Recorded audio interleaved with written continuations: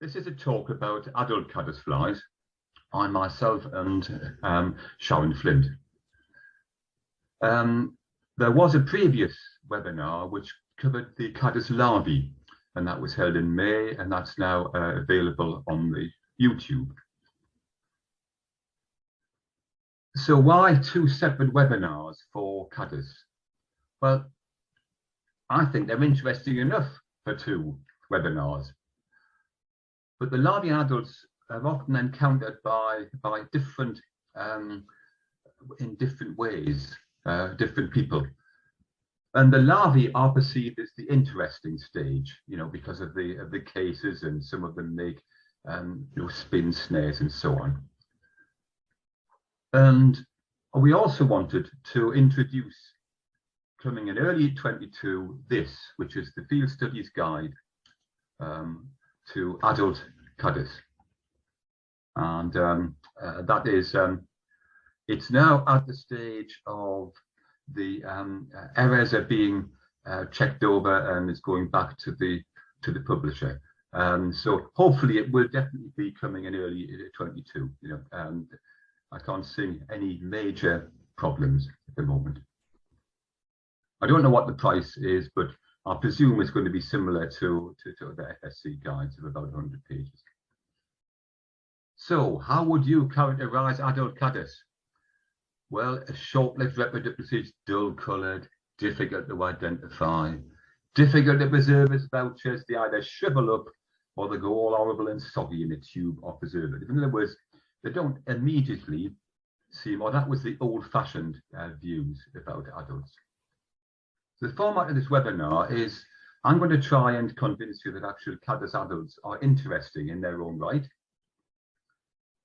Then I'm going to hand over to Sharon, and Sharon is the distinguished chap next to Sharon is Peter Flint, her husband, who is also one of the co-authors of our guide.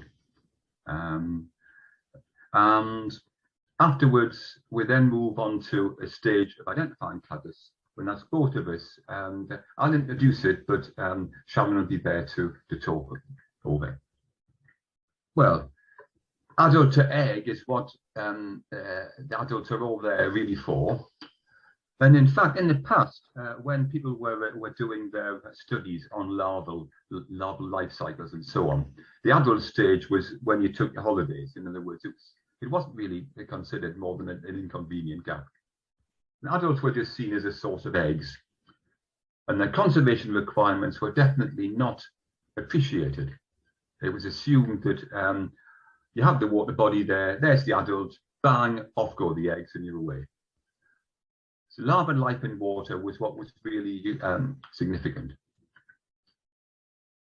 And but it's fair enough, egg laying is what it's all about. And let's look at oviposition. Now, the female has to do it in the right place. And you've got to remember that a gravid female is the least numerous of any of the life stages of the caddis. There are fewer gravid females than there are of any other part of a life cycle.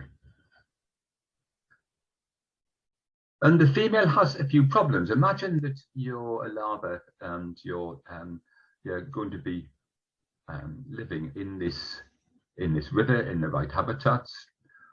But where is the female going to lay? I mean, what sort of guidance might there be to where she might lay? You know, a stream will have all sorts of different habitats in it. You know, it's almost innumerable. You can lay at different depths in the water. You can lay on stones, under stones, on the side of stones. You can be in different water currents, water flows. You might lay outside of the water. In other words, you've got a really very wide range of places that you might lay. So they've evolved a sort of toolkit, and this toolkit says, well, broken water flowing will say at a certain speed, and I'm going to lay on the stones which are sticking out of the water, and the stones have got to be about the right size. And believe it or not, caddis are certainly able to measure the water flow and certainly able to assess the size of where they might want to go and lay.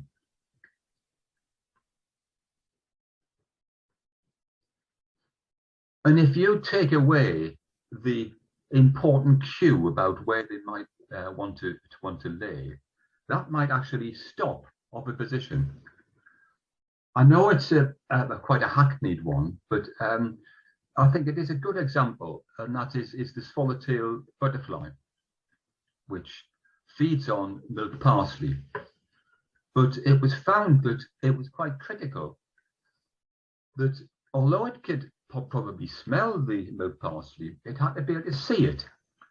And if the milk parsley was growing in amongst dense reeds, like on the right-hand side, it might not be able to actually see the milk parsley, might not be able to go down and lay properly. So this is really important stuff. You know, it's a very high conservation significance that you get the oviposition cue correctly. But of course, finding what that's going to be can be very difficult.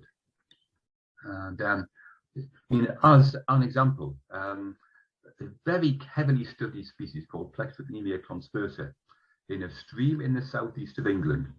After a lot of study, the people who'd spent 3 years on a PhD could not decide why some stones which were sticking out of the water were used and were very popular with the females, while other stones sticking out of the water, which seemed to be identical, they had the same water flow, they were not used. And this choice of stones, it persisted. You know, it wasn't just that the first female who laid was then it meant it was attractive for all the other females around to lay. No, there was something funny about their choice which was not understood. And let's look at a caddis example, and this was quite intriguing. It wasn't at this particular stream. I couldn't at this pond. I couldn't get a photograph of the right stream, but it's Crowsmere in Shropshire is where this observation was made. On the right hand side, well, no, we'll start on the left hand side. It's Tynodes wanneri, and on the left hand side, Tynodes wanneri adults like to rest in trees, or they feel more secure if they have somewhere which they can hide away among the leaves. It's not so hot. So that's the best hiding place for the females. On the right hand side it's open and it's sunny. It grows algae on the rocks, and that's where the larvae live. And on the bottom you can see the larval cases, well, larval galleries of the larvae as they are grazing from the surface of the rock, or using the tunnels like greenhouse grow tunnels and growing algae inside them. In other words, they want it to be nice and sunny. So ideally, the females would go and lay on the sunny side, but they found no.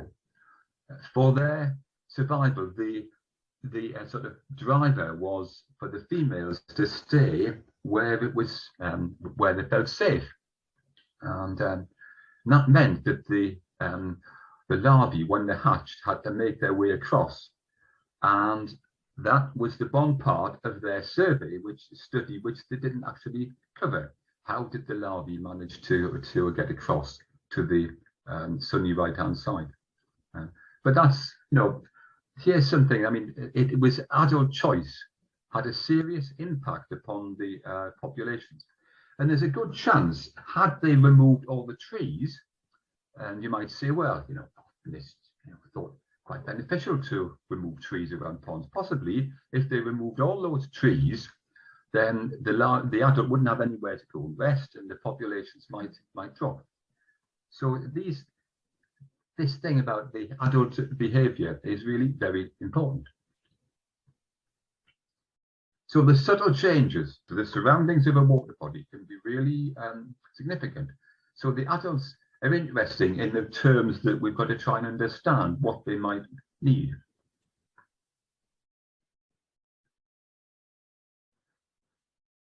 I'll just put in brackets that the first instar larval behaviour is equally poorly known. How they get around, it's easy to say, well, they must be planktonic. But, well, yes, okay, probably they are. But, how do they swim? How do they move? So that's another aspect. It's not to be covered in this webinar, but first instar larval behavior is intriguing. Now, but before egg laying comes courtship and mating. Now, that's the problem. Too often it takes place in the dark, and that's all you see. You can't see what is going on. Now, it's intriguing because some people got a good idea. They thought, aha, that species occurs in Norway. In North Norway, it doesn't get dark in the summer, so we can go and see what they're doing, and we can study their behavior. Yes, fine, you can study the behavior in areas where it doesn't get dark, but you can't then translate what's going on up there into what's going down here in the dark. So we do have a serious problem. And I keep saying that really good night vision magnifying binoculars will, I think, help very considerably for all sorts of entomology, but certainly for caddis swarming. So the ones which we know most about are the ones which fly during the day. And the particular family are the longhorn caddis, the Leptocerids. And they have different sorts of swarming, but essentially the top left, Athipsodes bilineatus, and the bottom right, Athipsodes cinereus, they have the adults, or the males, fly from side to side in a swarm, and the females are attracted to the swarm. It might seem all jolly and all cheerful, and here's these caddis having a lovely dance around, isn't it lovely and fun? It must be a lovely life just, flitting around in the sunshine. No, it's absolutely grim, because your aim is to get to the outside of the swarm, because that's where you're going to be able to see the female and have the best chance of grabbing her.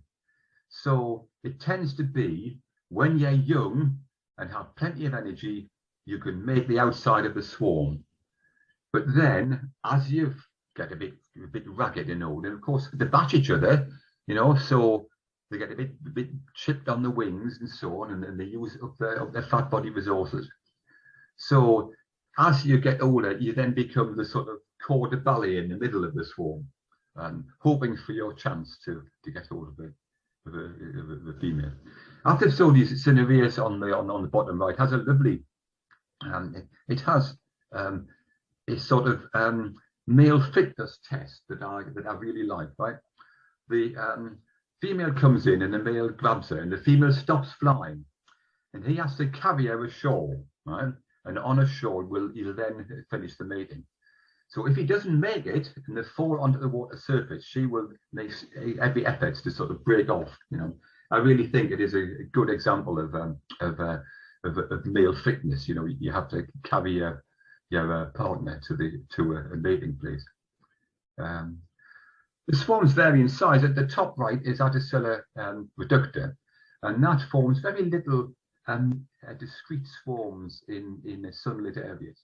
Now, there has been a lot more work done on the sort of factors which encourage swarming, day length and the size of the area in which they actually swarm. So there's more work being done on that, and we have a reasonable understanding, of the requirements for that type of activity. Things like Mystacides longicornis, that also has a swarm, but that tends to, the adults of that tend to go up and down rather than from side to side. And then quite a lot of other caddis form these very short-lived swarms. And it's presumably in response to pheromones from the female. You might be sitting by the side of a river in an afternoon, and suddenly there's lots of caddis whirling around you, and they're going to be hydropsyche, but then after a short while they just vanish, they disappear. The belief is that Melana angustata in the top also has this similar sort of short-lived swarms.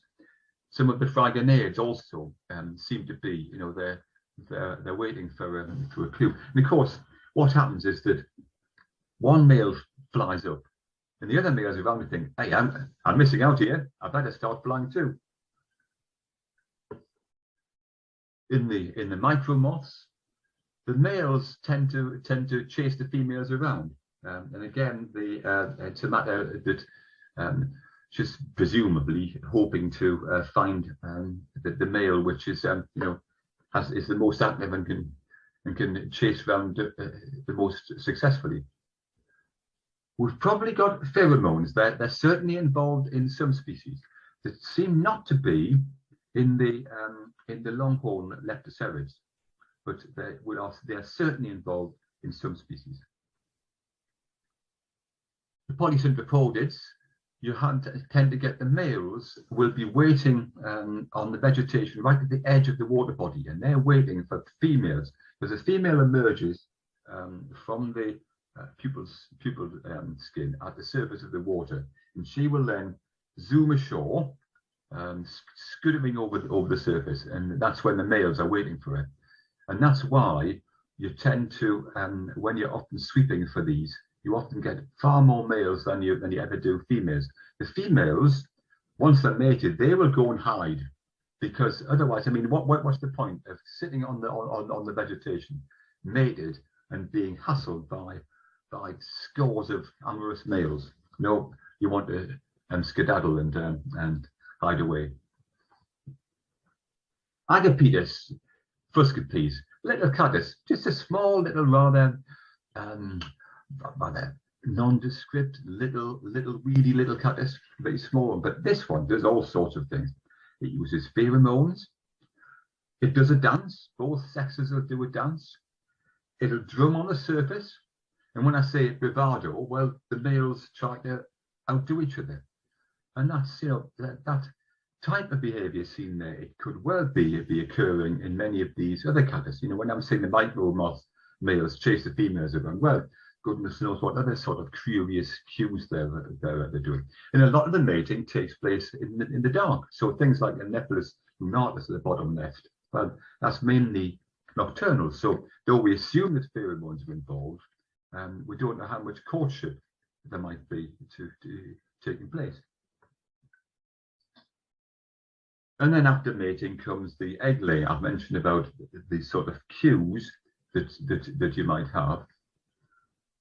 And this is where there are really two basic forms of egg laying. You can lay in flat sheets, and that's what the caseless caddis, the retreat makers and the primitive caddis tend to lay like that. Sheets of eggs under stones at the water's edge. Notice that there's been a certain amount of laying of eggs laid over other eggs. And I'll mention why in a second. The case caddis, their eggs are in a blob of jelly, and it's laid unexpanded. In other words, it comes out the female as sort of a little green pinhead thing, or a little bit bigger, and it then absorbs water from the surface of whatever is being laid on normally, and it swells. And it depends on the habitat, but if it's one of the species which lays underwater, like Brachycentrus on the right-hand bottom, then the eggs tend to be sausage-shaped. The top right is the astonishing egg mass of a big Phrygonia, and this just keeps swelling and swelling. You can see the egg donut, and in this case, it's laid in a donut form, does become really quite big. You can see the individual eggs on those ones there. Now, if you look at the bottom right, Brachycentrus, that also, notice the eggs, there's egg after egg laid in one area. Now, it's not necessarily that there aren't suitable and plenty of egg-laying sites, but it could be that the cue for the female to go and lay, that might be what is in short supply. So say on on the top left, these caseless caddis laying in a sheet like that. It could well be that that's this stone which for some reason has the magic properties which say and the ideal place to go and lay. So when you get under there, you might tend to pile eggs on top of one another, because it's not beneficial for the species, because the eggs which are overgrown may have problems laying. Bottom right, Brachyscentrus. Remember, Peter Barnard told me, because he studied this, and he noticed that down in the River Lambourne in Berkshire, there was a fence post sticking out of the river in this particular part of the coast. And that was absolutely, you know, there wasn't a scrap of this fence post for about a foot down, which had any space. There were eggs laid on eggs laid, you know, jammed in. And he reckoned it was because this was a super, you know, lay on me thing. And what he also said, which is interesting, he said, you know, there was a storm, and this fence post got washed away. He said, you know, I wonder what became of the population in that particular spot, having lost this spot. It's interesting that you obviously have the females have adaptations for egg laying, and you can use this to make some predictions about how they're going to be laying. The Glossosomatidae, Glossosoma, can have flattened mid-leg tibia, the females, and this, we're pretty sure, is to assist them swim underwater. In other words, the adults will either crawl from the margin or may land on the water surface and ease itself through the water film, using various techniques of wettable and non-wettable cuticle. And we don't know what the egg mass of a Glossosoma looks like. Right? I don't know anybody who was actually photographed and said this is definitely the egg mass of Glossosoma. But we can make a pretty good prediction that in fact it's going to swim down because they have legs like this. When I say we don't know anything about it, well, that's not strictly true. Gary Lafontaine, a well-known fly fisherman in North America, he says Glossosoma swims underwater and plasters its eggs on rocks. Okay, right, but we don't know exactly what they look like or the method they use to get down, but we'll make some predictions. Similarly, if the female has got a narrow ovipositor, then it's likely that she's going to use that to poke that into crevices and lay single eggs. That's a lot of the Tynode species have ovipositors like that. Similarly, if you've got flat plates and lobes, then that's likely to be holding an egg ball laid by dipping. The longhorn caddis, they're very intriguing. They will lay the egg but hold it. In other words, it's laid but it's held by the lobes and by this by the plates, and she will dip down onto the water surface and actually drop this egg mass, which will then sink down, start to swell and stick onto something underwater.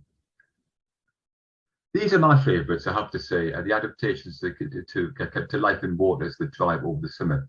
These ones, the female will emerge in spring, and traditionally it then hangs around as an adult, feeding on nectar, on open nectarid flowers like hogweeds and things like that.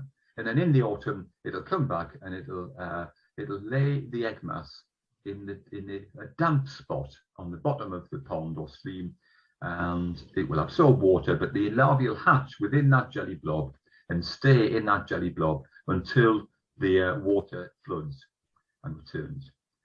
I say that's the traditional view. Even more amazing are these caddis which live in North America, because there you have snow and large amounts of snow, and there is no water in these pools until it thaws in spring. So these larvae are living from, we'll say, about September all the way through until March, probably, in this little blob of jelly, all hatched, waiting, ready to go. There's an adaptation which in fact is not recorded very often and they're not fully understood, but some of these eggs do actually hatch early and the larvae burrow down into the damp bottom of the pond, and thus as soon as the water comes in they're then already hatched. It's an aspect of life which is not as well known as it should do, and on raised mosses such as Wicksall moss, both Limnephilis elegans and Limnephilis luridus both go in for this early hatching, because they actually don't have this over summer diapause. They will tend to lay in June and July, and the eggs will hatch, but then the larvae will stay there. Having said that, some of the population of luridus hang on until the autumn, so they really do hedge their bets, these caddis. That's probably the most famous of the caddis. It's probably the one caddis whose egg mass is really regularly photographed. I do apologise for the quality of the bottom photographs, but this one, the female seems to usually unerringly work out where water is going to be in the autumn time. I know it every now and again it does get it wrong, but in general terms, what happens is that she seems to work out where water is going to be, flies vertically upwards and lays her egg on a leaf. And often several females will lay on the same leaf. It's thought that it helps to avoid desiccation. The larvae hatch within this egg mass and stay in the egg mass until either it spontaneously disintegrates or rain, and they then drip down into the bottom of the pond, which is probably by then dry still. But it's this sort of egg mass. People say, I've got photographs of that. Well, used to. Now I think it's much better known. And on iRecord, I get quite a lot of these records coming through, just as eggs. Not sort of what on earth is this. The other thing I think, which this applies to moths as much as to caddis. You see these lovely patterns, and you think, oh, well, what's that camouflage with? Well, on the right-hand side is this brightly coloured Nephilis elegans, but on the left-hand side, well, you can see it's sort of there. It is, it's very well camouflaged against dry moss. This was photographed at a place where, in fact, one of the places where elegans is really common, and that's Astley Moss in sort of the Manchester area. And then the other thing, which anybody who goes putting caddis will learn very soon, when they're distressed, they will produce nasty phenolic smells. And that will go into the putter. Sometimes some of them are really awful. For me, I think the Nephilis, now what's the species? No, the Eclysopteryx dactylica is for me probably about the smelliest of them. I have a feeling Sharon and Peter will have views about what's the smelliest, but I don't know. It must be harmful in concentrations, but what we know. And then, of course, just to sort of show why they're interesting, the changing distributions. This one on the left-hand side, Leptocerus interruptus. It's a small caddis. It looks delicate. You would not think it would move at all. But for some reason, and I do not know why, something told this caddis it should really start to expand its range. So from not having been seen at all, it started to turn up in the Gloucestershire, and Stephen French, who's photographed it, is there. He started to pick up the first ones in Gloucestershire, and then it was then found out it was found in the River Severn. Having found on the River Severn, I then got a record from the middle of Birmingham, from a suburban garden in Smethwick. Now that was really giving you, well, this thing's moving around, It doesn't look as though it can, but it certainly is. And then this year it's reached the River Severn in Shrewsbury. Now, there's a bit of a jump to the River Dee. I say a bit of a jump because it was going to have to occur in the sort of lower parts, but it's certainly something which I could predict could well turn up in parts of the river, spots of the Dee, say north of Farndon. Seraphia senalis, right? In the 1970s, I'll mark what its distribution was, and that's about there, right? That would have been its distribution, and a little bit around there. But then, for some reason, this thing just lifted off, you know. And look at it; it's all over the place. Though that's an error, I have to say. The Anglesey one's an error, but otherwise, it's certainly. And this thing lives in canals, especially feeding upon freshwater sponge. Very interestingly, what was the first Lancashire record? The Formby sand dunes. And I think this is again giving an indication how these things are much more mobile, and at nighttime flyers are much more mobile than we actually think they are. There's got to be some losers. I'm worried about Mesophylax implantatus, very much a northern species. Look at the group of records around the Lake District. Well, I thought it was extinct in the Lake District, but then Sharon and Peter found it at Hazewater, but high up in Hazewater. It still occurs at Mallintarn. But otherwise, it's, you know, it seems to be a northern species which is losing out.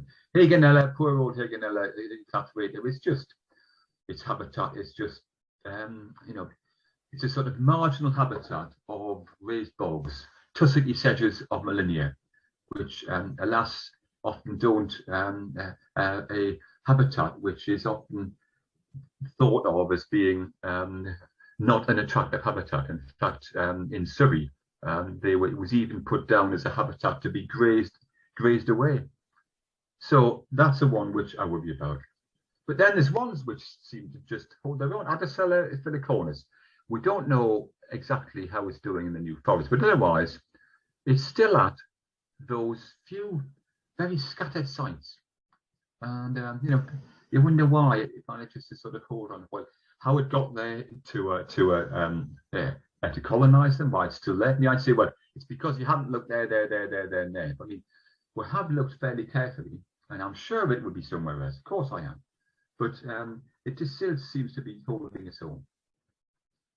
And now I'll pass over to, having hopefully shown you that they're not just, you know, insects to be seen. I'm now going to stop sharing my screen, and hopefully Sharon will then move on to showing how to find and examine these caddis. So I'll stop my share. Right, thank you very much, Ian. So Ian, wow, you gave an absolutely fantastic presentation there about lots of life history about caddis adults. I'm not quite sure what else I'm going to say apart from I'm here to talk to you about where you can find adult caddis. And it might surprise you when and where you can. And the next bit I will talk to you about is what you do when you've got your caddis, and if you've got them dead, and how to deal with dead adult caddis. So, see if this works. So when can you find adult caddis? Well, fantastic, all year round. And I think that needs a little bit of a celebration. I can find this little bit. Yay! I know it's a bit silly, but I think it's wonderful. There is one thing you can do all year round is find adult caddis. And I've done it in December and January and February. And it's amazing that you can do that, even with a pond net, believe it or not. So I was out in at Malham Cove in February one year, and I was out with my pond net, and I thought, well, you know, I was actually looking for stoneflies. Oh, shock horror. And I was just messing around with my pond net and putting it underneath the stream, and who comes up? Nephilis Minatus. So there you go. And the other things that you can find all year round are things like Agapetus fuzzy bees. Or if you sit in the stream, they'll come to you. You just have to sit around and wait, and things will come to you. They're around. So you might think, you know, there's no way you're going to see caddis in the winter months, but they are there. So it's just a matter of being there yourself. Whether you take out your trap or not to various places and you know, put up with the elements is up to you. But if you're out, don't ever think they're not there, because they are. They're hiding. These things are a lot more harder than we think they are. So how do you look for them? Well, I'm hoping to share with you some techniques and equipment that you probably use all the time, and some of the things maybe you don't use and maybe have not thought about. And where do you look for them? Well, you might be surprised. And the second part of what I want to talk about is how do you deal with dead adult caddis? So back to the how. The obvious way that we all use, many people use to find caddis, is by using light traps. So I get an awful lot of things sent to me in the post, which have come from light traps. And we go out ourselves, and we're with our friends in the Yorkshire Naturalist Union, and we're looking at things that come from light traps. And we're out ourselves, putting light traps out and seeing what comes to various lights. So you might be using actinic lights or Robinson traps, or here is a Rothamsted light trap.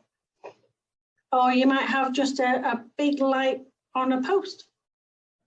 And quite often you'll find that caddis outnumber the moths at times.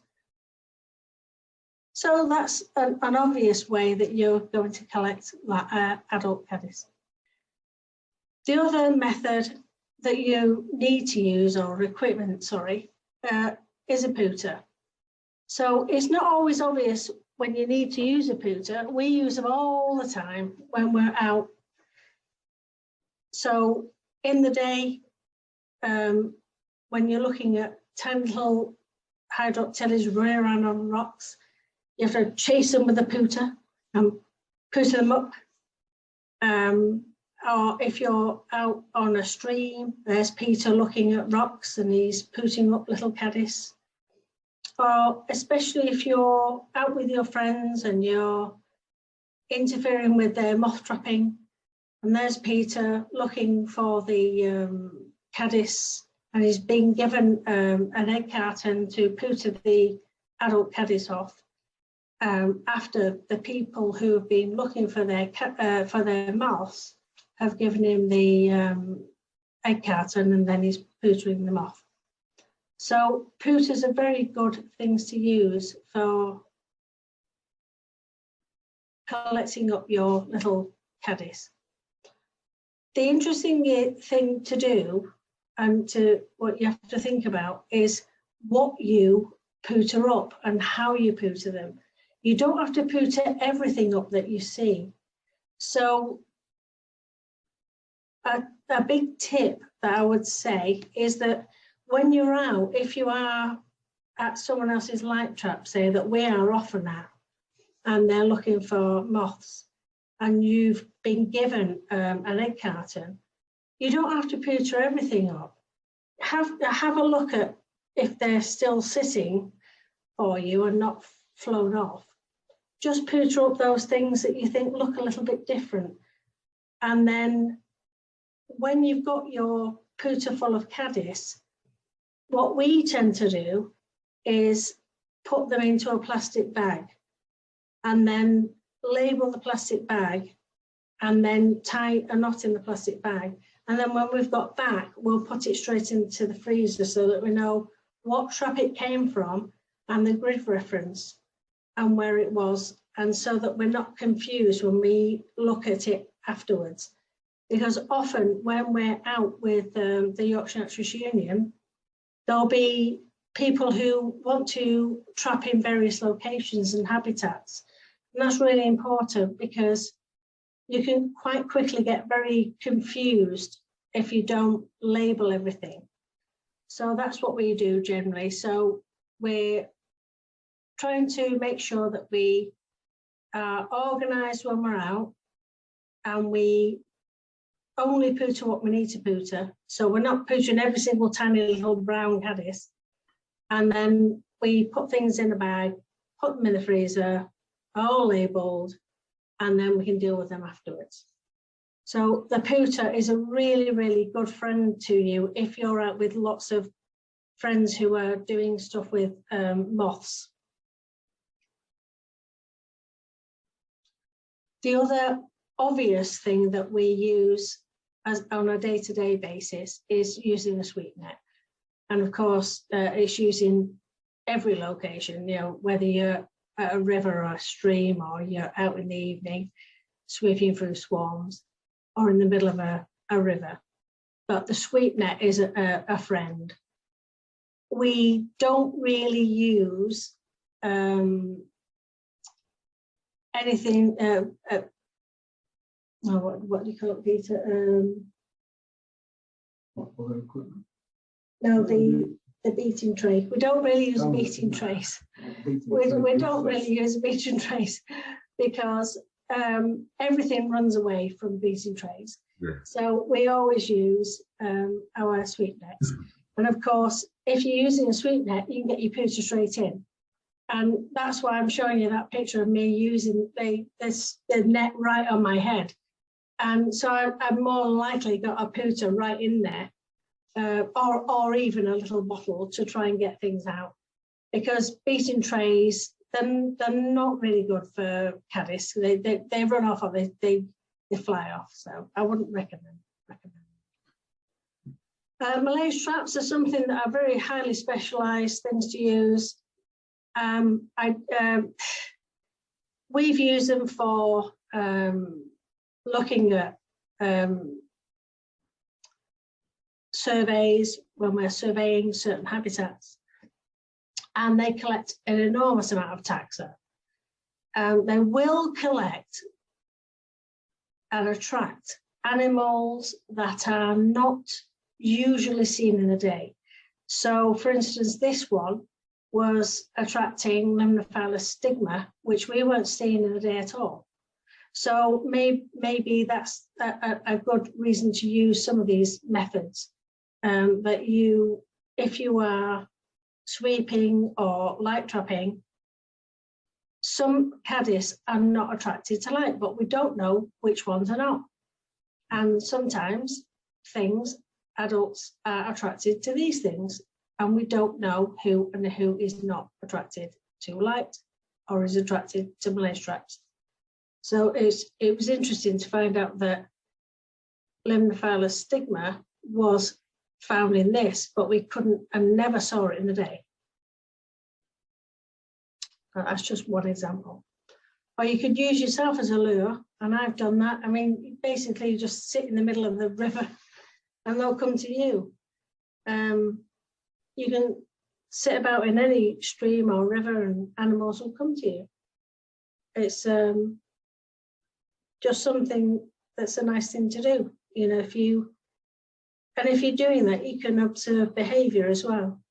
What are they doing? What time of day are they coming out?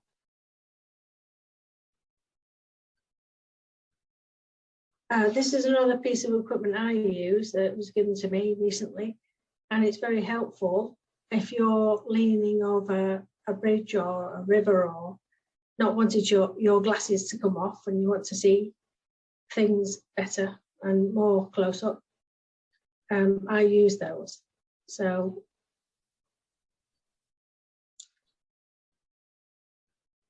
the next thing I want to talk about are places and habitats. And the reason I've said places and habitats, they're two different things.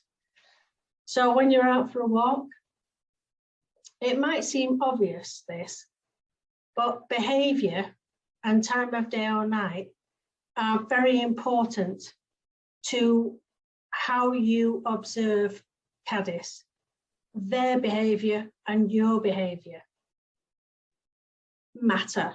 And as Ian pointed out before about life histories, if you're wanting to learn about caddis, you have to be there. So your behaviour matters. When are you prepared to go out and look at them? And the only way you know is by knowing what they're doing. But how do we know what they're doing? So it's a bit of a catch-22 in a way. So that's what we've had to learn on our journey. What are these animals doing? Well, we don't know. So we go out and be there and try to find out what they're doing. So one of the easy ways of trying to find out what they're doing is by hand searching in the day. So activities during the day are easy to do. So it's not always straightforward. So what we try to do is try to figure out, well, where do we think caddis are hiding in the day? If it's not obvious to sweep anything, or there's no vegetation to sweep, and there's an awful lot of riverbanks and streams where we live, where there's no riparian vegetation, there's nothing to sweep because it's grazed down to the ground by sheep or cattle. There's nothing obvious. And you think, well, where are these things? They're in there. You've had a look at the juveniles. They're in there, but where are the adults? And it's really not obvious. So you look at the stream side and bankside rocks. And that's a really good thing to look at. Even the foam that is accumulated on the lakeside, have a look at that.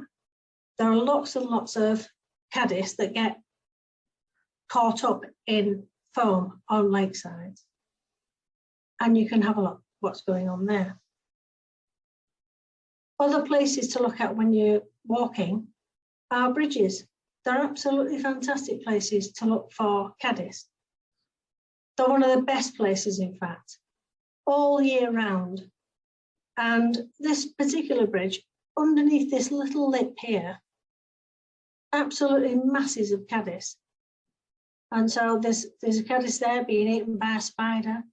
All these caddis were photographed on this one bridge. And it's a fantastic bridge. And it doesn't matter what bridges are made out of, they can be metal or they can be wood, it doesn't matter.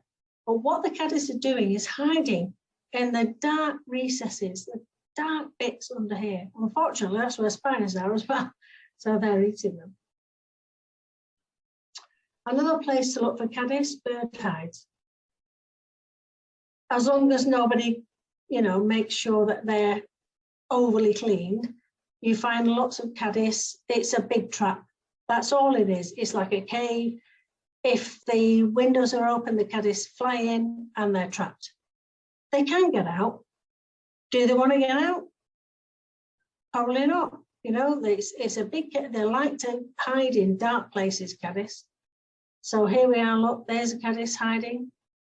And these are caddis polytus hiding up here in this bird hide. And the associated wooden objects at the side of them, even the sides of the building and the legs of the bird hide itself. These are masses of Ctenodis vineri. And outside, at the front of this particular bird hide here, Phrygonia bipunctata. So bird hides are fantastic. Fence posts and other wooden structures, absolutely brilliant. Out for a walk, have a look at those. Absolutely brilliant. You'll find lots of other things as well. But things like the tree guards as well. I find lots of caddis on those.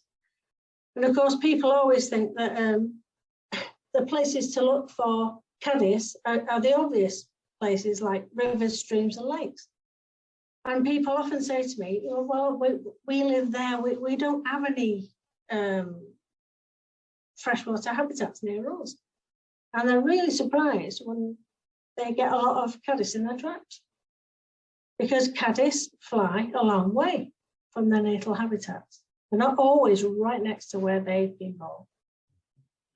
So other habitats you might not consider: boggy pools, ditches, ephemeral streams, absolutely amazing habitats. Ephemeral streams, places that dry up, ponds that dry up. If you've got anything like that near you, they put your trap near them, you'll find amazing caddis. Roadside drains and ditches doesn't get more amazing than that, really. Canals, wells, field ditches and oozes and seepages, quarries and reservoirs and springs. Oozes and seepages, well, it's a bit difficult, this one, because when you're out for a walk, you think it's not obvious what an ooze or a seepage is. But anywhere like that, anywhere that looks sort of boggy and looks like nothing really, if you're out and you've got a sweep net, maybe try sweeping the trees that are adjacent to them, or bashing them, you know, just bash the trees or something like that, or take your light trap there. The other place I would absolutely recommend anybody goes, if you can get permission, is reservoirs. I think reservoirs are such an unrecorded places. Reservoirs are fantastic. I know they're artificial habitats and they're man-made habitats, but the little tiny streams that come into them can be extremely important. Places where you don't necessarily think there might be anything important. But Mesovilex impuntatus I found recently in one of these reservoir inlets, and nobody knew it was there. You know, who knew? You know, so you know, they're really interesting places to have a look at. And any industrial places, I mean, we put there quarries, any industrial sites, anywhere where people think, oh, there's not going to be much interest in there, is there? You know, well, there might be. So you should be a light trap out. Who knows? Who knows what you'll find? Caves. I mean, this is a tiny little, weeny little cave. It's not really a cave. It's a cave inlet up on a high moor near Engelborough. And there's a lovely little caddis that we found up there, and an industrial site we had a look at, which is a lime kiln, and that's an old railway tunnel, a disused railway tunnel. I was having a look there, and that's where the caddis were hiding in there. So again, they're just hiding in these dark places, but what are they doing? Are they actually breeding in these places? Are they just hiding in these places? What are they doing? We don't know. So after you've had a look at all these fantastic places, I got really interested in, you know, I'm amazed at where these caddis are. Maybe you get hooked on their life histories. But a lot of caddis are crepuscular. They're active at night. And a lot of their really interesting activities, like emergence and swarming, and of course, a lot of them swarm in the day, mating and oviposition, occur at night. And Peter and I have been looking at trying to piece together certain life histories of certain rare caddis. And it's pretty difficult work. But once you get this feel for what these animals are doing and what their behaviors, you really get more interested, I hope, in, well, what are they actually doing? Where do they live? What are they doing? Where are they laying their eggs? What do they eat? As you know, what are they doing? Do these adults eat things? Everybody says they don't. You know, they don't do anything. You know, how long do they live? Is that flight period what it says in the press? You know, what do they do? And then it'd be really nice to get more information from you guys who are really interested in Caddis as to what these animals are doing by your observations of putting your light traps out in various locations, telling us where they are, what they're doing, when have you recorded them, and then getting more interested in, do you know what, I think I'll do a bit more there. I'm going to go out myself and have a look at that in my local environment and see when that comes out, what it does. So that'd be fantastic. Any more information that we can get on life histories and observations is fantastic. So just as an example of when you think you know it, you don't. So we're out at a lake we know very, very well, and we're looking for an animal that we know this lake well. And we're looking for this animal, I don't know where it is. And we've swept all over the place for it. And then Peter said, I know, we'll have a look under rocks. And we find it. Mesophylax and punctatus, hiding in plain sight. And that makes me a very happy punter, because this is an animal that's critically endangered. I discovered it a few years ago. Ian will tell me, I don't know, we thought it was gone from the site. And we'd never seen this animal. And yet we swept all over the place for years and never found it. And I decided one day we'd go up. It was a really nice April day. And I thought, right, I think today's right. And that's where you get, when you really get into looking at adult caddis, you get a sort of sixth sense of, you know how they're going to behave. You know that you've got to look there and not there. They've got to be here. And there they were. So we found it and we're very, very happy about it. And 5 came at once, not 3 like buses. So we're very happy. So part 2, dealing with dead caddis. Once you've gone out and looked for your caddis, how do you deal with them? Well, all I can do is tell you about how I deal with dead caddis. And it will be in relation to iRecord and verifications. So for a long time now, I've received an awful lot of caddis through the post from fantastic people who have from all over Britain. And thank you very much to you all. I know some of you are out there. So what I do when I get the caddis is that I make sure I've got everything ready. So what you'll need, if you want to do this, is have 70% isopropyl alcohol, potassium hydroxide solution, we'll talk about that later, and glass specimen jars with snap-on lids, and all the other things you can see.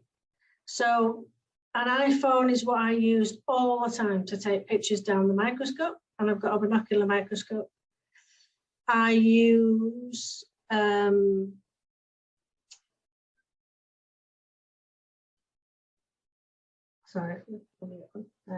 I use these little things up here called watch glasses, and I use segmented Petri dishes so that I can do an initial sort. Unfortunately, my microscope has a black and a white disc, so I can change it if I need to for photographing. So what I do when I get them, often I get, sorry, I'll go back. A lot of the stuff I get is packeted and it's dry. That's what my contributors to the recording scheme do. It comes in many different forms, so it can either be in little boxes or like this packeted. So I'll just talk about the packeted stuff. So they're usually dried very well, and all the information is written on the packet. So all I need to do is empty them out. So what I do is empty them out, and there we are. There's a great big bunch of caddis there. So what I do is make an initial sort. And the first thing I do is look for any non-target animals, which what I mean is non-targets are, moths and ichneumons or anything else. So I put on, and usually things that have been misidentified as caddis, so things like Sisira and things like that. So I'll put them away and put them on one side. And then making sure that things like this don't occur, sockids. So these are little pests, and they can often be running around in dried packets like this. It's a bit worrying. So what I do is I take them out and I just dispatch them immediately into alcohol. And in fact, they're dispatched into alcohol, and they can go straight to another entomologist to look at. And then I make an initial sort. So I make an initial sort based on things like whether they have spiny or non-spiny legs. Have they got long antennae? Are the wing markings obvious as opposed to not having any wing markings? Are they really small and hairy, or are they very large? Have they got that antennal spiral thickening of the hydropsychids? And then when I've done that, have they got abdomens that have got really complex abdomens or simple ones? So, i.e., are they males or females? It's not always gun dried. But I basically make an initial sort. And then what do you do with them after that? So happily, many of these adult caddis don't need to be treated at all. But some will need an initial soak in alcohol. And then some of them, especially females, especially if they're small, they might need KOH. So that's potassium hydroxide. They might need to be dealt with separately. How do you do that? So like I've said, a lot of caddis adults don't need any treatment at all. So here's some examples. On the left, this is one I took a picture of, an adult. I don't need to mention who it is, and I'm sure some of you know who it is. But it's literally, I've just left it, pushed the wing out of the way and taken a photograph. Simple as that. And then if you put that into iRecord, we can identify that immediately as an adult male. Not a problem. Female, this, you can't tell who it is from that picture. It's, you can't. It's, well, if you push the wing back, yes, you can. And here it is. So that's a female. You can tell who it is, sparsus. Another one, another example, dry dead adult, picture down the microscope, no treatment whatsoever. But I push the wing back. Well, I can't really see who that is from that angle. I could have gone in a bit, but I decided, no, I'll put it underneath the liquid. And then you can see that it's Tinnitus viri, male.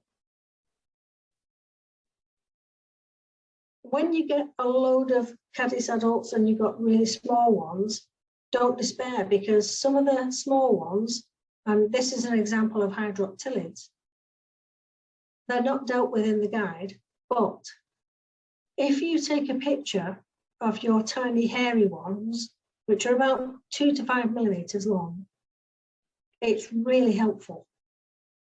So if you take a dry picture and then you decide, right, well, I'm going to put them underneath alcohol, and I'm going to have a look and zoom in a bit, and you can see there, look, you can see there's some complex stuff going on here. So that's a male. And then you can see that it's actually able to be photographed, and it's very, very distinctive, that tip of the abdomen. And it's, you can put that in as a record and we'll be able to tell you who it is. So the hydroptilids aren't too bad. And this species as an easily recognizable female as well. Thank goodness, because a lot of them don't. So this one, you're looking at these little bits here. So don't give up if you think that the small hairy ones aren't doable. They are. So that's all you need to do with them. Some of them will need to be processed with KOH, and mostly they're going to be females. If you've got moldy specimens, don't go for either, because that can happen. I've received specimens in the post where, unfortunately, they've not been dried out enough, and it's not the be-all and end-all. You can pop them straight under alcohol, scrape away the mold, and take a photograph of the abdomen. Job's a good one. So here's another one where basically I've taken a picture of the dry wing, and within a minute I've just put the abdomen underneath my microscope and I've taken a picture. And it's because the whole thing was so hard, I've not had to do anything with it. That abdomen was absolutely dried out. It was rock solid. And but what you needed to see, you could see. So you didn't need to soak it at all. So I basically held it with my forceps, shoved it under the microscope under a liquid, and photographed it with my left hand. So I don't actually have anything that is attached to the microscope at all. It might be surprising to you, but I don't. I've always used the iPhone. I've only recently been using a digital camera. So for years, if all of you are looking at this presentation now, I'm pretty sure that you can go on my iRecord and have a look at the photographs I've put in of genitalia. All of those photographs of genitalia, very few have been taken with a digital camera. They've all been taken with an iPhone, and anyone can do it. And I've not got it attached to anything. So, and I've done that with one hand doing one thing and one hand doing another. So that's how I've done it, and it's doable. And that's some things are going to cause you a problem. So hydroxychlid females, when I've had them when they're dried, they can be horrible, absolutely horrible. So on the right there, that you're looking for this spiral thickening on the antimony. This is horrible, nasty, dry abdomen, which you can't do anything with. Now, you can soak that for maybe 24 hours and you'll still have a nasty dry abdomen. And you really can't do anything with it. I mean, sometimes you just can't. And it depends on how you receive the animal and how long it's been dried for. Other times you'll be able to put it in KOH, or you'll be able to put it in alcohol, and you'll be able to deal with it. And sometimes you'll put it in, KOH or alcohol, and this will happen. It will absolutely explode. So the things you're looking at there are the eggs. But the thing you need is the very tip of the abdomen, and that's what you want, that very tip. And the trouble is, I can't tell you how long to soak anything for, because it depends on how you get the animal. How if you've had it sent to you, if you've got it yourself, there's no cut and dried time of, you know, I can't say to you, keep it in KOH for 10 minutes, keep it in alcohol for an hour, or it really, you just have to keep having a look at it. But what I would say about potassium hydroxide is just keep watching, because if you don't, then it crystallizes and it will ruin your animal. And also, if you are prepared to have your abdomen in KOH, then you cannot keep that animal as a specimen afterwards. You've got to take a picture and then that's it. You can't stop the maceration process. As far as I know, you can't stop it. You can wash the abdomen, you can wash it. And I don't know how successful it is, but usually I don't bother. I take a photograph as evidence and then the animal's gone. I have kept one or two that I think were rare enough and I need to keep them and hope for the best. And that's all you can do. But my overall advice is that I can't give you a cut and dried answer as to how long you should keep something in alcohol or KOH. I can't do that. So maybe Peter and Ian can give you a bit more advice later. So back to Hydroptilus for a moment and other small caddis, not just Hydroptilus. Please, for a verification, if you're going to go for Hydroptilids, and I know they're not dealt with in the guide, but they are very unrecorded and not, it'd be really nice to get more records of these. Please try to take a photograph of them dry. If you can get photographs of them alive, fantastic.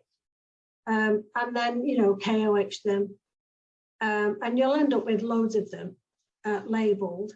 As with other things, if you do end up having lots of animals KOH'd, make sure they're labelled, keep them covered, keep checking them, and come back to them often because you don't want them to crystallise and then you're really in trouble.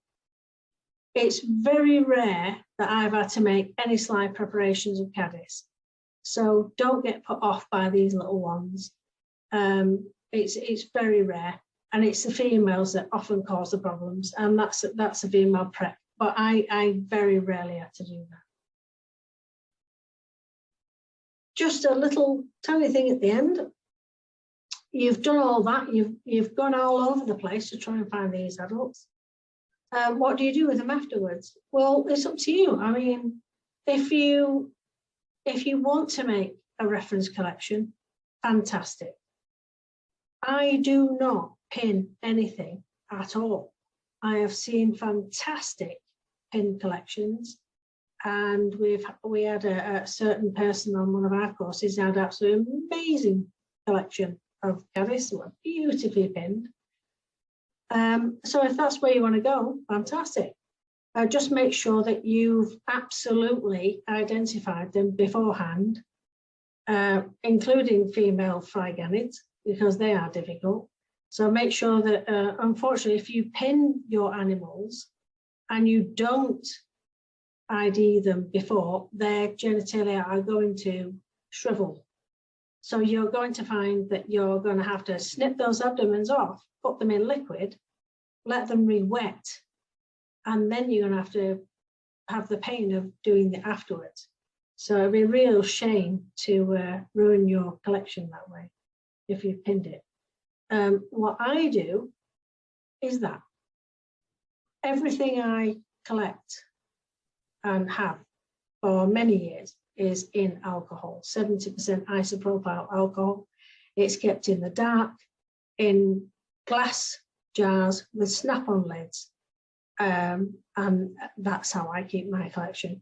It is not always, it depends exactly what you want to do, but that's what I want to do, that's what I do. And I've found that for years and years, I can bring stuff out and they still look fantastic. They do, but wing markings will fade, they do. But what doesn't are genitalia. Genitalia all day long. So that's fine. It's wonderful to have that resource, but that's what I would recommend. I would personally recommend keeping things in alcohol in the dark, because I'm not going to say it's cheaper, but it works. Yeah, it works. So that's my take on how to find and deal with dead caddis. I hope that's okay. Hope that's been of use. So I'd just like to say thank you very much to all our contributors, and remember, let's just say keep calm and love caddis, folks. Right, we're now going to move on to the a brief run through how to identify caddis adults. I mean, it's a big subject, and you're not going to be able to go away from this webinar, I think, knowing, oh well, here's I can use this now to move on. It's just to introduce the guide in many respects. But first, the question you're going to ask is it a caddis? And the interesting thing is just to see what caddis were like in the past. This is IMS, the standard textbook, a small to moderate size moth-like insect, wings held roof-like over the back and repose, which is quite reasonable, actually. If you do want a modern interpretation, this online that is a good summary. Well, in fact, it's a good account of modern biology, apart from the real latest effort, which is how the different major groups of caddis are related. DNA has changed our views of that. I won't go into it, but that's the only bit which you miss from that. Well, caddis adults, I think they're quite attractive. They're certainly not dull coloured. The foreign species can be a little bit brighter, but I think our British ones are pretty attractive.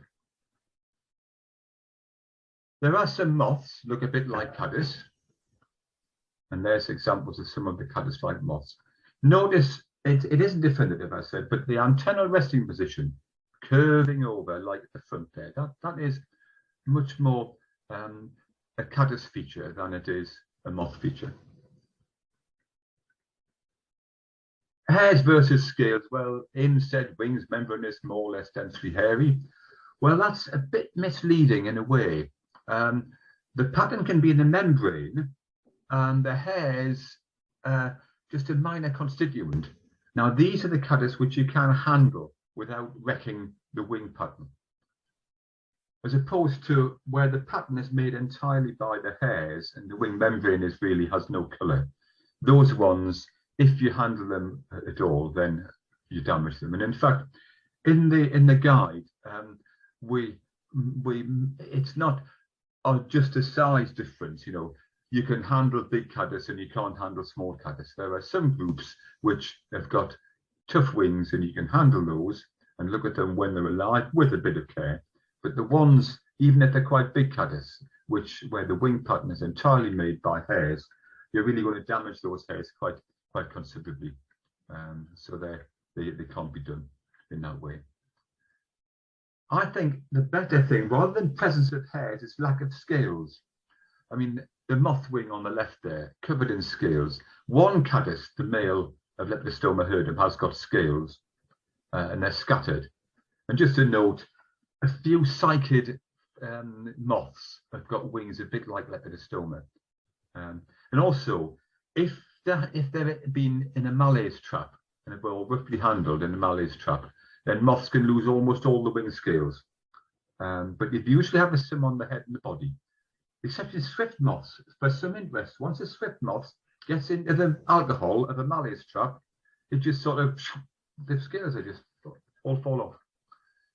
But it's every cranids and microteridges which are the most likely to be thought of as caddis. But that's real high specialized stuff there. The mouth parts differ quite considerably, not a coiled proboscis, but a sponge-like horstellum. And all caddis can drink water and feed on open nectary flowers. How many do? We don't know. There's a wing vein difference, which is quite interesting. Caddis have got those two wings separate, and I think that assists them when they fold the wing at rest, because it tends to fold along that line there. Moths have those fused. Yes, I know a lot of moths also fold their wings up as well, but that's an interesting feature, a major taxonomic difference between moths and butterflies, where there is a practical impact on them. they're the ones which you're most likely to think of as caddis, I think, are the lacewings, particularly the sponge fly, because it occurs by water.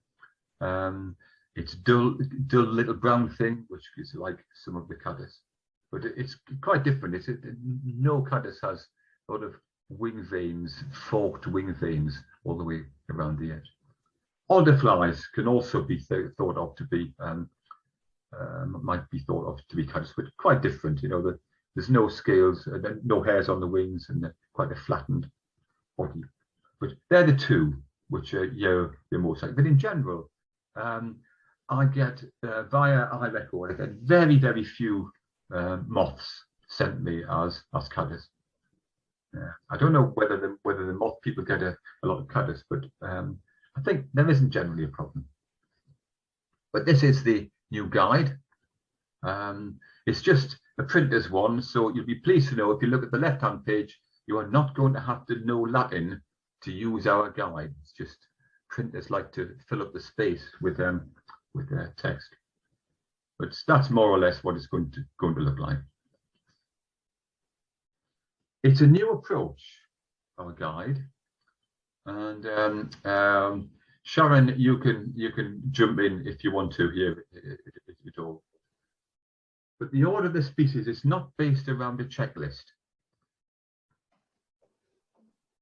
but it's not based entirely just on wing patterns. It's a sort of a hybrid of some of the classic taxonomic characters and wing patterns. Not all the British and Irish caddis can be identified to species using the guide. The current standard work is Peter Barnard and Emma Ross's Royal Ensock Key. And if you have that, you might think, well, look, like this new guide of theirs, it doesn't cover all the British and Irish caddis.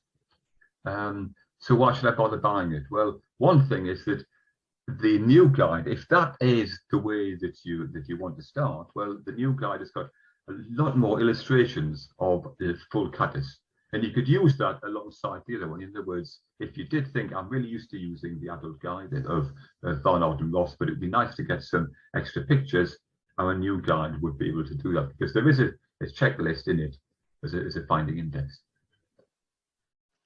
So as I've said, well, there's all British caddis can be identified to a species or group of species using the guide. About 70 you can identify without any further examination. You don't need to treat them, look at the genitalia and so. So about 70 of the 201 straight off using the new guide. Once you add genitalia, that adds another 90 species on, and they're fairly easy. It was difficult to draw a line between, I think you would say, well, what are you covering and what aren't you? And I think it was easy manipulation. And I think Sharon had the key to it. She holds the iPhone over the camera eyepiece and takes a photograph and holds the caddis with just one hand on the forceps. So more or less, if it was a basic examination, you know, you put it into a dish, you held it down, you could see it, then that was acceptable for the guide. If you had to manipulate it and fiddle about with two pairs of forceps, that was a bit more tricky, and they tended to be the species which were missed out. And then mainly the microcaddis. Now, Sharon certainly indicated that there are quite a few of those which you can do straight away, and not to be frightened by them, but it was going to be silly to just repeat effectively Barnard and Ross as a series of genitalia pictures. So we'll have the basic introduction and the naming of parts and how to use the guide, and fairly simple things. You know, wing length, parts of the wing.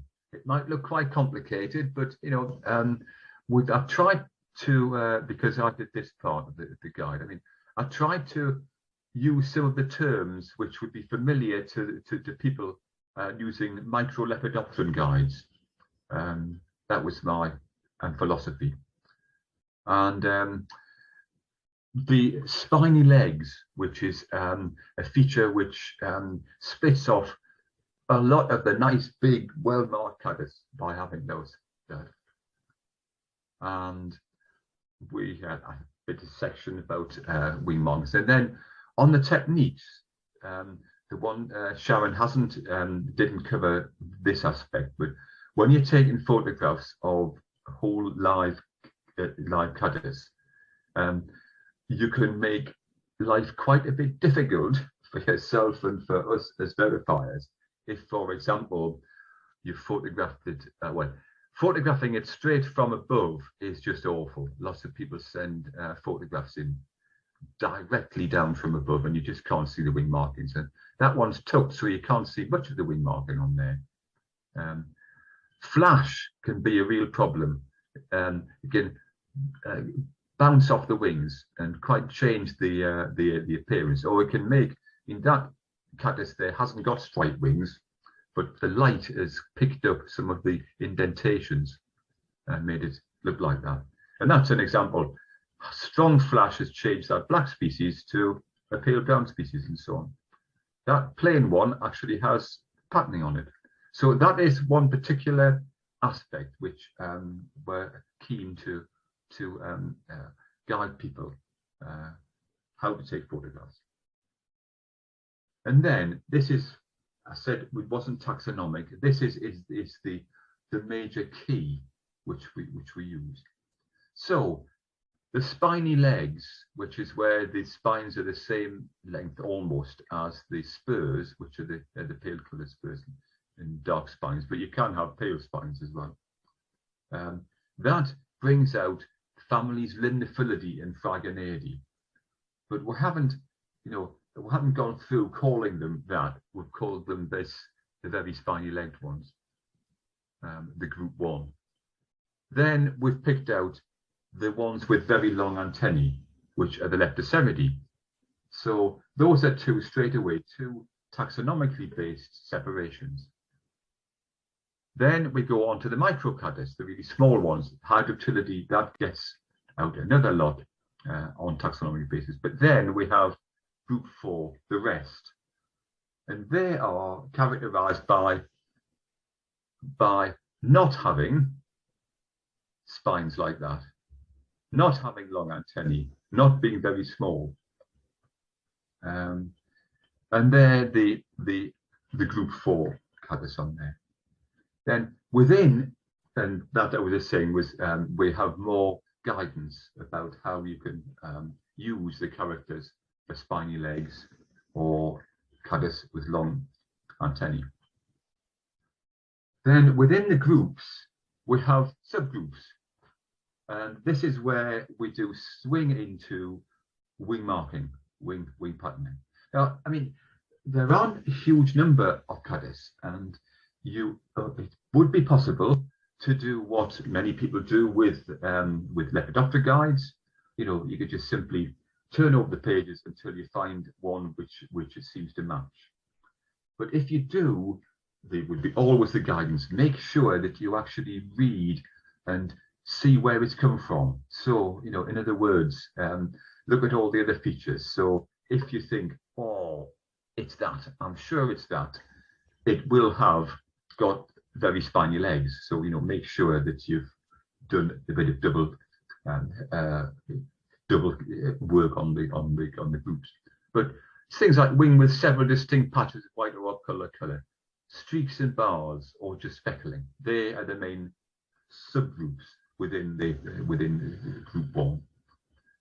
And then you can get to the to sections within those groups. So this is the first one, which brings out the ones which has a strongly indented termen at the end of the wing, and that's Glyphosate pellucidus or the Scottish specialist Nematolius.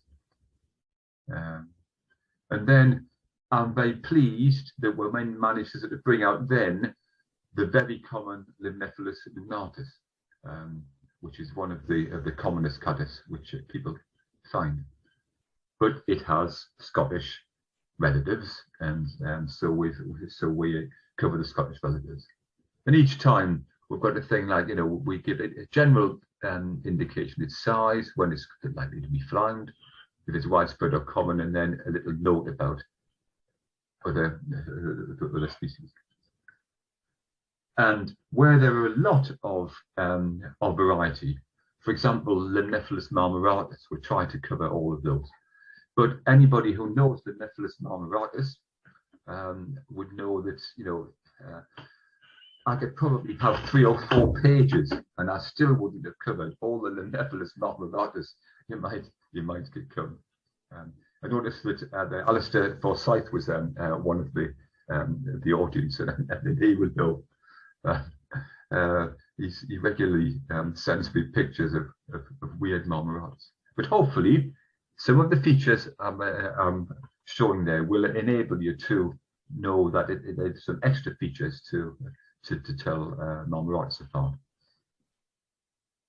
And this is an example of where you've got 2 species, Obsoleta and Varia, on the previous page, which they can normally be told apart, but there are some examples which you can't, and that is a feature of the guide. I've tried to make it so that you can either be sure it's a species or sure you can't be sure. In other words, if it has a hybrid group, it has some of one species and some of the other, then that puts it into a category which you can't do. And we've tried to make that work, rather than saying, right, you've got A or got B, and you're going to force your caddis into either A or B, whatever it takes.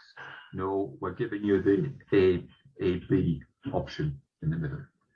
The genitalia pictures, a lot of them we come from a lady called Joan Worthington. Now, if anybody has got the old FBA Adult Caddis key of T.T. McCann, they are the illustrations which were in that guide. They're not going to reissue it. In fact, I would be against its reissue without a lot of changes to the text and so on.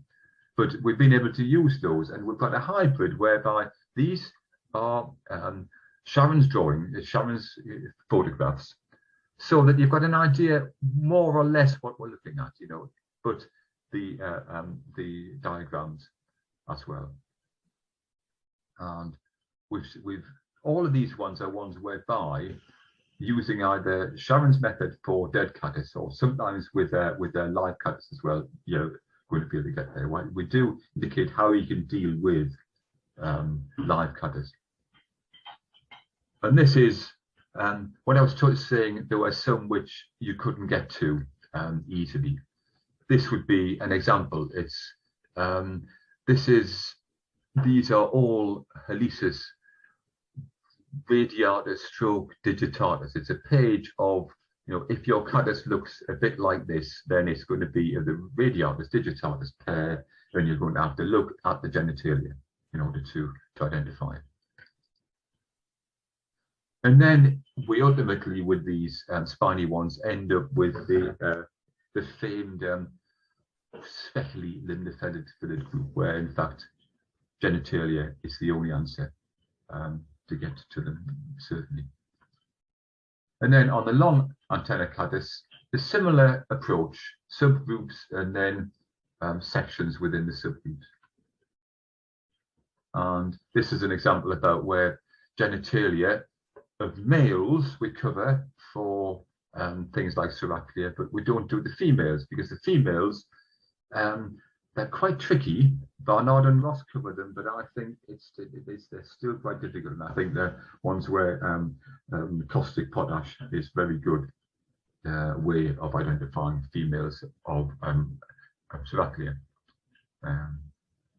And then, that's everybody has I was trying to think, was there a large yellow window wing equivalent in caddis? And I think it probably would be. It would be that one, which is Mystacides longicornis. But having said that, it can be uniform and it can be grey. The grey one was quite unknown to me, but Sharon and Peter found it on the island of Lismore in Argyll. And then Leptocerus, where you could only get to Leptocerus unless you are prepared to look at the genitalia. And again, it's only the males really that you can do. And then the remaining Caddis, which are the ones which haven't got any of those major taxonomic features. But again, you know, we try to go long wings, the spiral thickening. Now that is a taxonomic feature. That's hydropsyche as a feature, and wings and spots and colours, and then plain wings, so on. So that's the way that the key or the guide more or less forms itself. Hydropsyches, I do try to separate them into groups, but it's only the males you can do easily. As I say, Sharon showed how, you know, a bit more. I mean, what Sharon was showing, how you can then get all the way, in other words, how you can get any caddis to a species. But in this guide, really for easy manipulation, you can only really do the males, and that's on the EDAs. And then something like the polysynthropodity. Well, if you're just going to go from the point of view of just, you know, wing markings alone, you're only going to be able to get to polysynthropodity, and it's only the males if you want to look at the genitalia. And then we end up, you keep going down and down until you eventually end up with what every key has, a small brown caddis. But one of the advantages of not following a strict taxonomic order and going for appearances is that if we'd followed a taxonomic order, then a lot of little small brown caddis would have been peppering up at various places in the guide, and they won't. But some of those, Agapetus, it's got a celly, we indicate how you can find out a celly. And from its size, you can then look at the genitalia, and you can also do the females, these ones as well. And that, as I was just saying, was the checklist, giving an indication about where in the guide, you know, can you do all of them? You see, most of them, it says species, others it says male by genitalia and so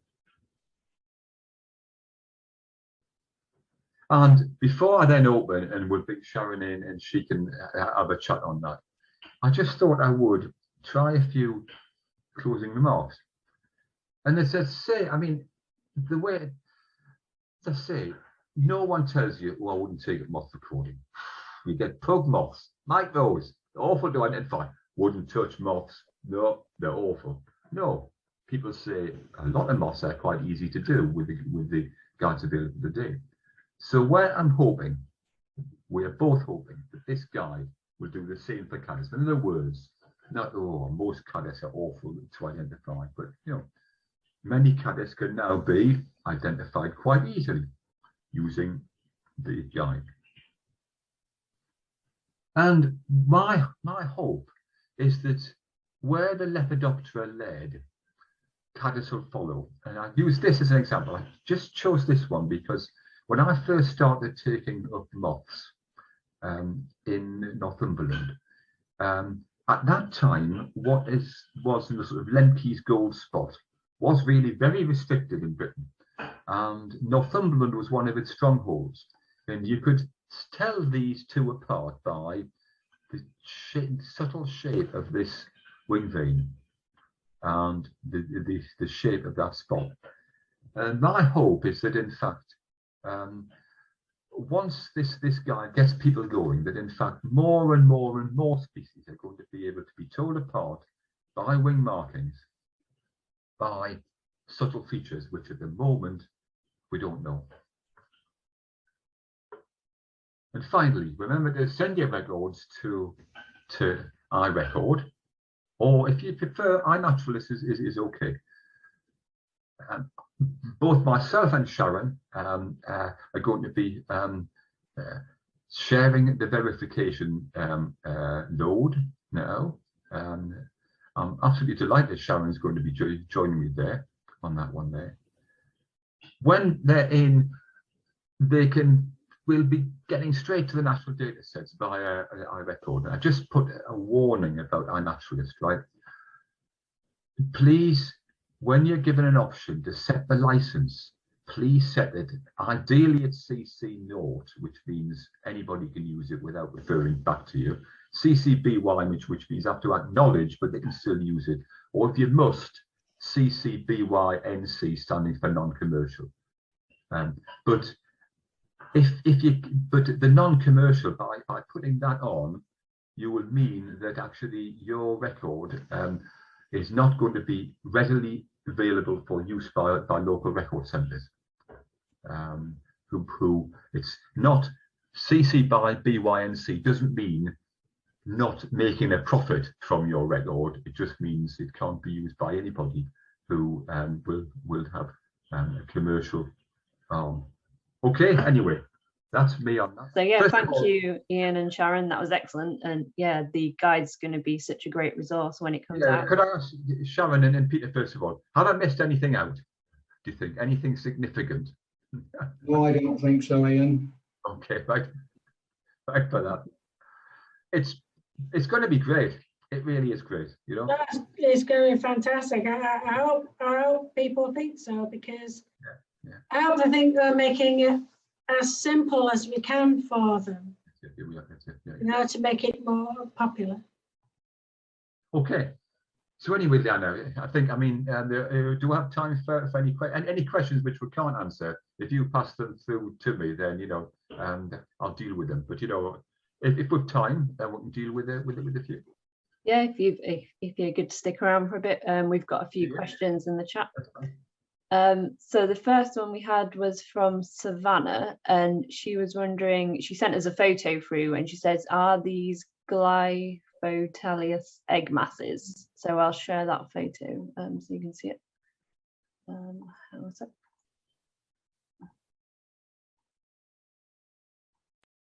Do you see that? Yes. Yeah. Yeah.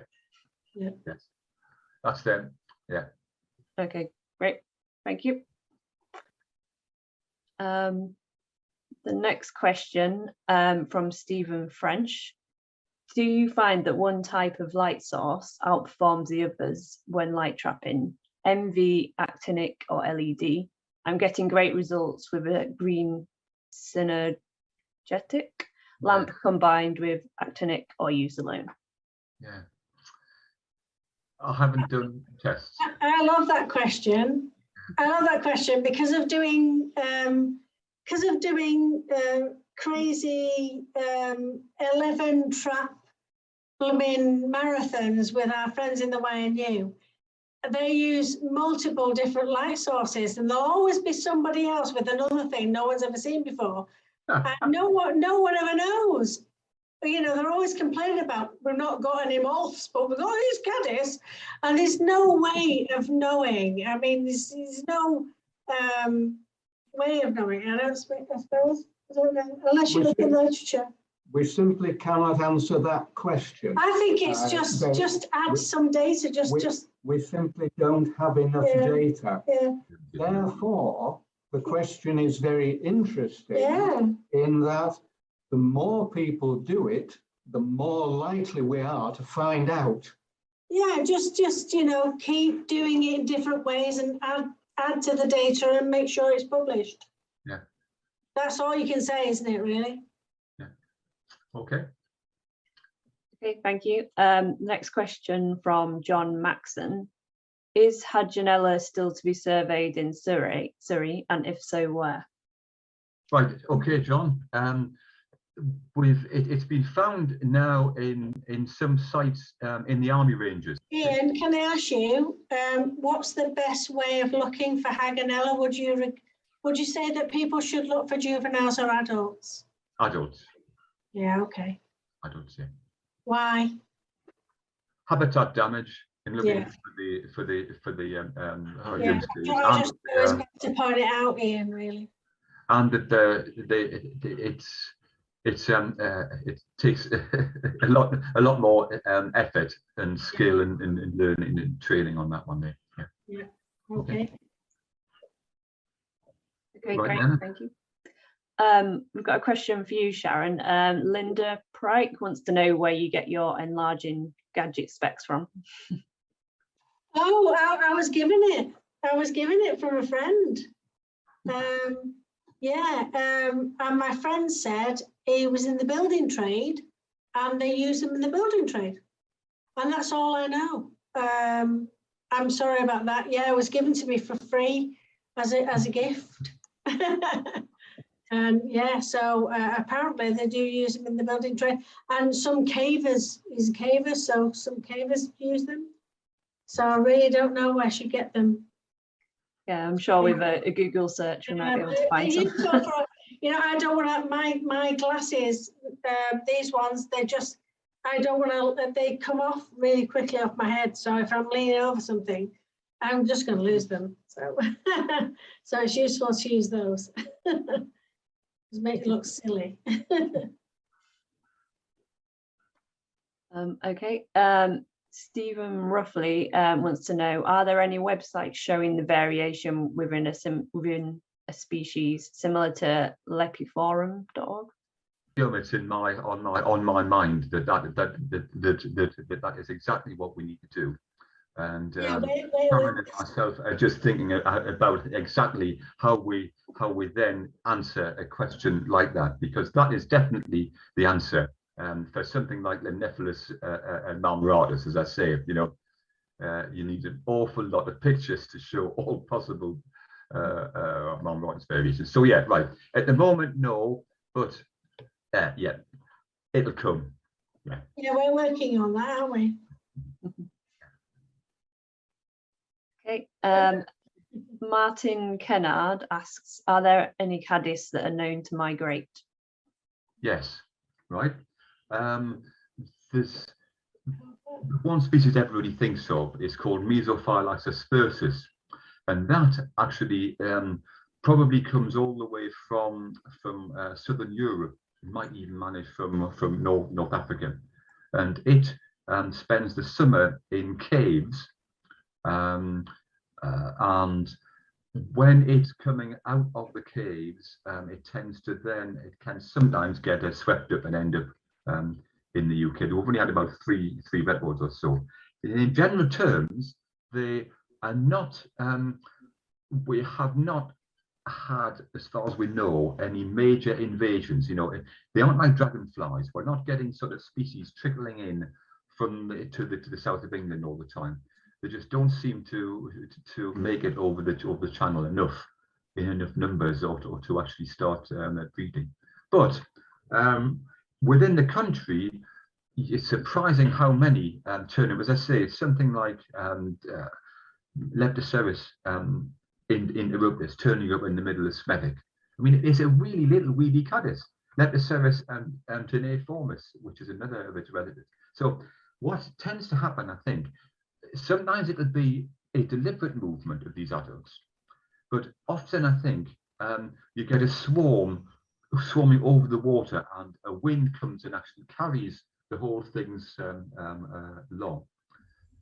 I remember one very interesting experience I had at Risley Moss near Warrington. We put a light trap up, and the majority of the caddis we got on that night had come from the Rixton clay pits, because the great thing caddis have over Lepidoptera is that we know the breeding sites for breeding habitats for such a large number of species, which means, unlike moth people have to say, I mean, it feeds on grass. Well, there's grass everywhere, you know. I knew from the species habitat requirements that they had not come from a Risley Moss. The nearest place was Rixton clay pits, and there had been a nice sort of steadily easterly breeze that evening.